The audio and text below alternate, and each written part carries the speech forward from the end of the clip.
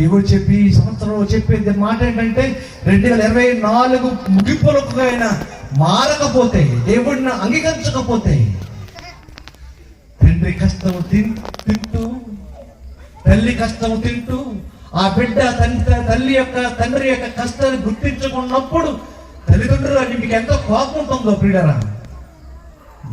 దేవుడి వల్ల బతుకుతున్న మనము కూడా ఆ మాట వినకపోతే, మారకపోతే, ఆ దుష్టుని విడిచిపెట్టకపోతే ఊరుకోడు దేవుడు.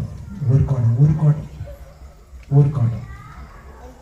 ప్లీజ్ వాటిలో నా రిక్వెస్ట్ ఏంటంటే పిల్లరా, నూతన హృదయాన్ని తెచ్చుకోండి, నూతన మనసును తెచ్చుకోండి, మార్పు పొందండి, రూపాంతరం చెందండి.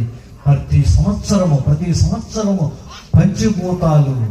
పంచభూతాలు నూతన పరచబడుచున్నవి. సంవత్సరాలలో నూతన పరచబడి